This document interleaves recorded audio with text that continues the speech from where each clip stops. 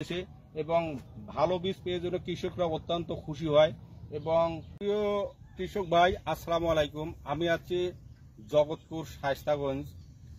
আমি এখানে গত 13 মে একটা কৃষকদের উদ্দেশ্যে আমাদের ব্রাকশিটে বাজারজাতকৃত আমাদের হলুদ কার্ড এবং আমাদের হচ্ছে সেচ প্রবণ ফাঁদ এবং আমাদের যেটা হচ্ছে কিউট্যাক তারই একটা আমরা এখানে সরাসরি কৃষকের ডেমো দিয়েছিলাম।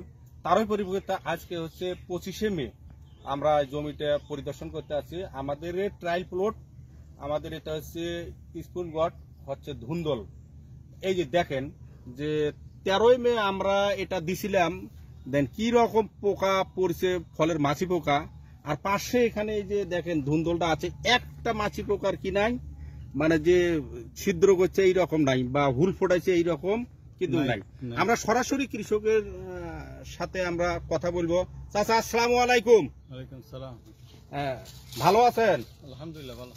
চাচা, আপনার নাম এবং পরিচয় দিয়ে একটু বলেন তো, আসলে আমাদের যে কিউট্যাকটার উপকার গুণাগুণটা কি পাইছেন? শেখ নাসিরউদ্দিন। আমি একটা দুন্দল জমি তারা ব্রাকশিটে দিছিল, এটা দেওয়ার পরে যে হলুদ কাঠটা দিয়েছিল, হলুদ কাঠটার মধ্যে যে মাছি পোকা যেটা ওই দেখান একটু সরাসরি ক্লোজ দিয়ে। হ্যাঁ, মাছি পোকা যেটা দুন্দল বা জিঙ্গারে স্পর্শ করে ছিদ্র করে, এই ধরনের এই হলুদ কাঠ দেওয়ার পর থেকে আর ছিদ্র করে নাই। মাছি পোকা সবগুলো হলুদ কাঠে বসিয়া আটকে যায়। এটা খুব উপকারী এবং এটা একটা ইয়ার মতন, এই মিউজিকের মতন আর কি। মিউজিকের মতন।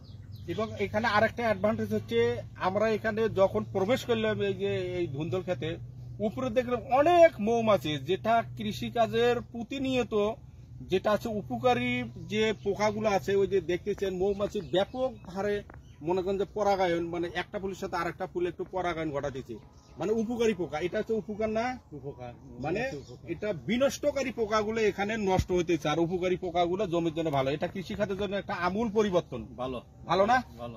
আগামীতে কি আমাদের এটা ব্যবহার করা যায়? অবশ্যই অবশ্যই, এটা ভালো। আমরা দেখেন আমাদের ট্রায়াল প্লটে কি রকম ধুন্দল গুলো একটু সরাসরি আমরা ওই দিক যাই। এই যে দেখেন, একটু দেখান একটু ভাই, দেখেন কি রকম, মানে কোন যে একটা মানে যে তেরা বেকা একদম সোজা। এই দেখেন কি রকম ভাবে, এই যে এই পাশে একটু দেখান রুল ভাই। এই যে আমাদের কিন্তু এটা ট্রায়াল প্লট, আগামীতে এটা আমরা বাজারজাত করব এবং ব্রাকশিট প্রতিনিয়ত কৃষকের উন্নয়ন প্রকল্পে কাজ করে যাচ্ছে। আমরাও তাই ধারাবাহিকতায় এটা কৃষকের হাতে তুলে দেওয়ার জন্য আমরা প্রতিনিয়ত চেষ্টা করতেছি এবং ভালো বীজ পেয়ে জন্য কৃষকরা অত্যন্ত খুশি হয়।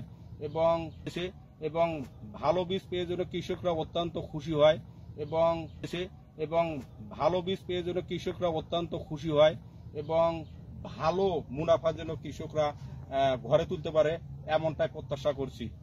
আসসালামু আলাইকুম। আমরা এটা দিছিলাম, দেন কি রকম পোকা পড়ছে, ফলের মাছি পোকা।